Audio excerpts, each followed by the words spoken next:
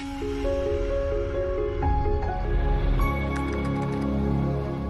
guys, welcome to AccuJob YouTube channel.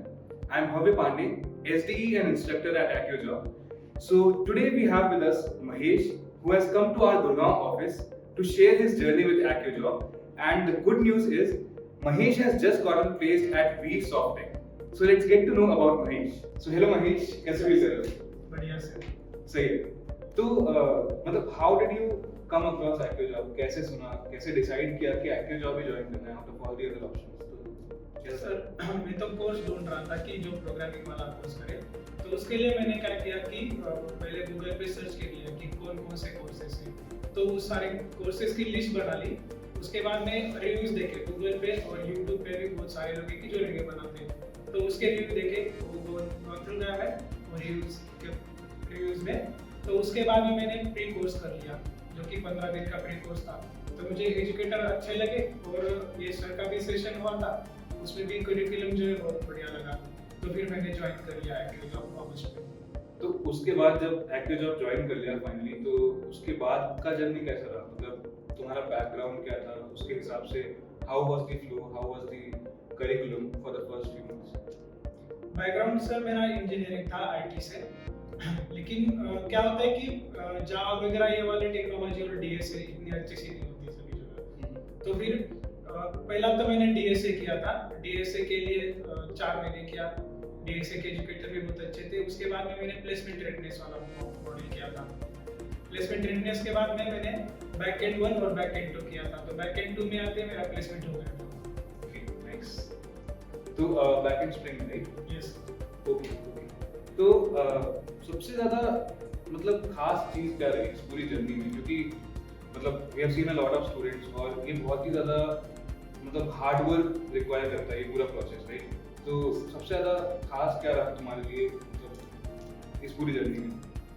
सबसे खास sir 2 चीजें लगी। एक तो था कि मॉक इंटरव्यू जो होते हैं, मॉक इंटरव्यूज होते हैं, बाद में टीचर जो बताते हैं कि फीडबैक देते हैं एक्चुअली।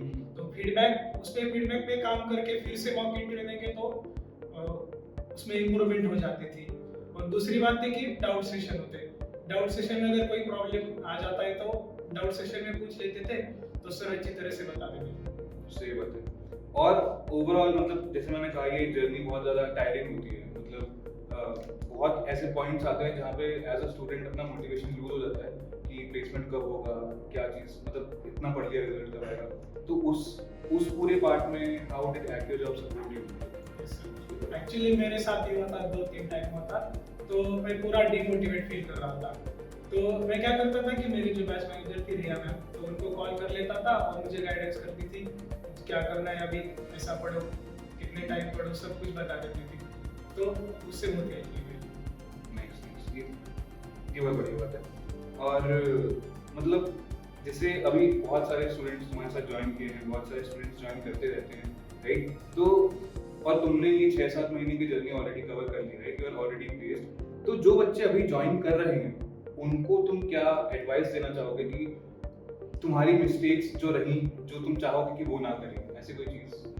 यस सर, गाइडेंस तो सर ये रहेगी कि पहले तो प्रैक्टिकल इम्प्लीमेंटेशन जो प्रैक्टिकल होता है खुद से करते हैं, उस पर थोड़ा ज़्यादा फोकस देना चाहिए, ना कि रट लो बस। और दूसरा जो है कि जो नेगेटिविटी है वो अपने से दूर रखनी चाहिए।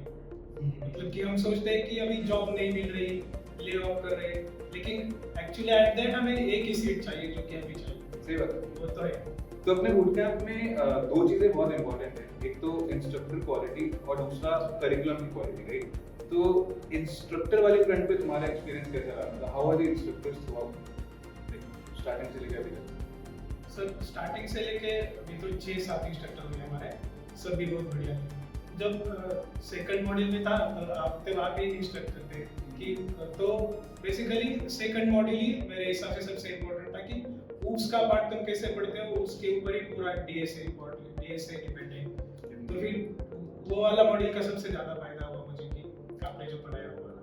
That's very good to know. And हाँ, वो इम्पोर्टेंट तो है ही, सही बात है। और क्या होता है ना, जब बच्चे स्टार्ट कर रहे होते हैं तो मतलब उन्हें बहुत कम नॉलेज होती है पूरे आईटी इंडस्ट्री के बारे में एज अ होल, राइट? तो ड्यूरिंग दी जर्नी वो अपने साथियों के फीडबैक से बहुत डिविएट होने लगते हैं। मतलब अगर मैंने एक बैच ज्वाइन किया, मेरे साथ भी कुछ लोग हैं, तो अगर वो लोग शोर मचाएंगे तो मेरा भी दिमाग डिस्टर्ब हो लगेगा। तो ऐसे में how would you basically, what would you advice, what would your advice be for those guys जो लोग अपने साथ वाले लोगों को देख के ज्यादा डिवेट हो जाते हैं? बिकॉज मतलब हमारा हमेशा ये कहना रहता है कि always trust the instructors, the batch managers, right, जो ऑफिशियल एक्टिव जो आपकी चैनल, ऑलवेज ट्रस्ट देम। तो मतलब what is your take on this? Sir actually मेरे साथ भी हुआ था कि मैं 2 बार जो ग्रुप थे उनमें गया था। तो क्या होता है कि वो नेगेटिव एनवायरनमेंट में जाके अपना भी मूड नेगेटिव हो जाता है। तो मेरा एक ही था कि इससे दूर रहो, मतलब मैं जो अनऑफिशियल ग्रुप या फिर बाकी जो था तो उससे दूर रहता था। बस जो काम का है उतना ले लो, बाकी सब छोड़ दो। सही है, सही है, सही है। क्योंकि ये एक प्रॉब्लम है जो हमेशा आती है जब अपन बच्चों को खुद को बहुत कम अवेयरनेस है इंडस्ट्री के बारे में, और ऐसे में वो लोग गलत चीजें स्प्रेड करते हैं, तो ओवरऑल एज अ ग्रुप पूरा माहौल खराब हो जाता है, which is like something that should happen, right? और जैसे अभी तुमने पूरा 6-7 महीने का टाइम स्पेंड किया, राइट? डीएसए तुमने पढ़ा और स्प्रिंग तुमने पढ़ा, तो overall what is your feedback on the curriculum? मतलब जो क्वेश्चंस तुम्हें करवाए गए, जिस तरीके से तुम्हें जिस ऑर्डर में चीजें रखी गई थी, जिस ऑर्डर में क्वेश्चंस करवाए गए, उसके बारे में मतलब समझने के लिए कितना आसान था? मेरे जो ऑर्डर थी सर, जब जैसे मैंने मॉड्यूल किए तो पहले तो डीएसए से स्टार्ट किया। डीएसए पूरा कंप्लीट कर लिया था मैंने, एडवांस डीएसए पे। जो एडवांस डीएसए और जो डीएसए का थर्ड मॉड्यूल था उससे बहुत हेल्प हुई सर। जो स्प्रिंग वाला मॉड्यूल है और उससे भी बहुत हेल्प हुई। तो करिकुलम की जो मॉड्यूल का स्ट्रक्चर है वो तो बहुत बढ़िया है कि पहले डीएसए करते हैं तो उसके बाद में बैकएंड में अच्छे से समझ आसान हो जाता है डेफिनेटली। अगर किसी को फ्रंट एंड भी करना है तो मेरा तो यही सजेशन रहेगा कि एटलीस्ट 2 मॉड्यूल तो डीएसए के कर लो, उसके बाद में फ्रंट एंड में जाओ। बिल्कुल बिल्कुल, मतलब थोड़ा कोडिंग से एक फेमिलियरिटी आती है, तो दैट इज इंपॉर्टेंट। तो यार ये तो मैंने बहुत सारी काम की बात कर ली, तुम्हारी जर्नी, करिकुलम, इंस्ट्रक्टर्स, सब कुछ। और मतलब एक्टिव जॉब में एक बैच मैनेजर का भी सिस्टम है, so every student is assigned a batch manager, ताकि आपकी डेली प्रोग्रेस मॉनिटर होती रहे और जो मोटिवेशन वाली बातें तुम कर रहे थे ना, वो वाली चीज मेंटेन रहे हमेशा। तो बाकी एक्सपीरियंस तुम्हारा कैसा रहा एक्टिव जॉब के साथ? मतलब how was your batch manager? तुम्हारे कोई दोस्त वगैरह बने क्या इस जर्नी में, कुछ खास अलग से, except apart from coding? About batch manager sir, batch manager की बहुत सारी हेल्प हुई है मुझे। जब भी डिमोटिवेट फील होता था, जब भी कोई प्रॉब्लम है या फिर इवन मेरे पोर्टल में भी कोई दिक्कत है तो मैं उनको बोल देता था मैं कि 1-2 दिन में ठीक हो जाती थी। क्या है कि बाकी लोगों में डिस्कस करने से अच्छा है कि बैच मैनेजर से बोलो। Exactly. क्योंकि बाकी लोगों में डिस्कस करने से तो कुछ होने वाला नहीं है कि बच्चे में डिस्कस करेंगे वो तो ब्लेम करेंगे, लेकिन बैच मैनेजर से बोल के ठीक हो जाती थी। और जो फ्रेंड्स के बारे में सर, कि बेसिकली मैं था कि 2nd या 3rd मंथ से ग्रुप स्टडीज करता था कि 2-3 लोग साथ में बैठते थे तो साथ में प्रिपेयर करते थे। अगर किसी को समझ में आ रहा तो एक दूसरे को बता देते थे। ये बहुत अच्छी बात है। This is something that I think everyone should take away from Mahesh, कि when we form groups of 2 and 3 and study together, तो मतलब हमारे डाउट्स वो लोग सॉल्व कर सकते हैं, उनके डाउट्स हम सॉल्व कर सकते हैं, और कलेक्टिवली मतलब सबकी लर्निंग बहुत ज्यादा और बहुत तेजी से होती है। तो that is something very nice. तो अभी मेहनत वाला तुम्हारा टाइम पूरा हो गया है, बहुत सक्सेसफुली तुमने अच्छे से काम किया है, एंड फाइनली जो रिजल्ट आ गया है आपके पास, now that you are placed, कैसा फील हुआ था उस दिन जब पता चला था कि प्लेसमेंट हो गया है? जब प्लेसमेंट हुई थी सर, एक्चुअली मैं तो उस टाइम घर में अकेला था, घर वाला कोई नहीं था। तो फर्स्ट मैंने क्या किया कि मेरे जिन लोगों के साथ पढ़ता था उन लोगों को और बैच मैनेजर मैम को बोल दिया, तो वो तो बहुत खुश थे। फिर जब घर वाले आए तो सब एक साथ में बैठ गए, तो फिर मैं सबको सरप्राइज दे दिया, तो बहुत खुश हो गए सब। आगे बढ़िया। तो तुम्हें क्या लगता है प्लेसमेंट के बाद क्या चेंजेस आएंगे? जैसे इतने टाइम से तुम मेहनत कर रहे थे 6-7 महीने से, तो क्या सोच के तुम मेहनत कर रहे थे, तो अब वो क्या चीज़ है तुम करना चाहोगे now that you are placed? Sir पहली बात तो यह है कि मेरे पास अभी फ्रीडम है कि मुझे जो चीज़ें चाहिए या फिर मुझे बाहर घूमना है। बेसिकली मुझे घूमना तो बहुत पसंद है, और उसमें अभी नोएडा में आ गया मैं, तो फिर घूमने के लिए तो कि घर पे नहीं बोलना होगा कि पैसे वगैरह की, तो वो तो सबसे बड़ी बात है।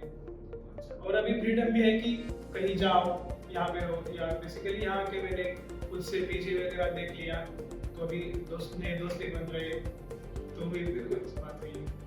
Definitely. And that's a very nice experience. मतलब जब हम लोग पहली बार अर्न करना शुरू करते हैं खुद की जॉब, खुद का पैसा, तो वो तो अनपैरेलल फीलिंग है, तो अलग ही चीज़ है डेफिनेटली। और यार अपने प्लेसमेंट प्रोसेस के बारे में बताओ, how was the placement process? Actually sir अभी जो प्लेसमेंट हुआ वीर सॉफ्टटेक में मेरा एक राउंड हो गया, उसमें सेलेक्ट हुआ। लेकिन उसके बाद में क्या हुआ कि मैं बीमार पड़ गया, तो 8 दिन में हॉस्पिटल में एडमिट था। तो उसके बाद मतलब कि मैं पढ़ाई भी अच्छे से नहीं कर पा रहा था, और मेंटली स्ट्रेस भी थोड़ी बढ़ रही थी कि अभी इंटरव्यू चल रहा है, अच्छी कंपनी है, तो हमें पढ़ना है। तो उसी टाइम थोड़ा वो टाइम थोड़ा हार्ड था मेरे लिए। लेकिन एट द एंड कंपनी की साइड से भी थोड़ी हेल्प मिली कि तुम कर सकते हो, 8 दिन ले लो, लेकिन अच्छे से प्रिपेयर करो, उसके बाद में ये कर लो। तो बहुत ही अच्छी बात है। ये तो मतलब कंपनी की साइड से बहुत अच्छी बात है, और तुमने भी कर लिया उसके बाद, तो तुम्हारी साइड से बहुत अच्छी बात है। तो बहुत ही वेरी नाइस, वेरी नाइस। और अगर तुम इस पूरी जर्नी को, मतलब जो एक्टिव जॉब के साथ तुम्हारी रही है फॉर द पास्ट 6-7 मंथ्स, अगर इसको समराइज करना चाहोगे कुछ सेंटेंसेस में, कुछ वर्ड्स में, तो कैसा रहा तुम्हारा एक्सपीरियंस ओवरऑल? सर जो एक्टिव ज्वाइन करने का मेरा डिसीजन था ना, वो सबसे अच्छा डिसीजन था मेरी लाइफ का। मतलब कि लाइफ ही चेंज हो गई। मैं पहले सोचता था कि कोडिंग आएगी नहीं आएगी, डीएसए तो सबसे ज्यादा डर लगता था मुझे, लेकिन अभी तो मेरा स्ट्रॉन्ग पॉइंट ही डीएसए बन गया है, बस एक्टिव जॉब की वजह से। क्या बात है, that's so nice, very nice. Congrats Mahesh once again, enjoy. Thank you guys for watching. I hope Mahesh की जर्नी ने आपको भी इंस्पायर किया होगा, and please like and share this video with your friends. See you next time.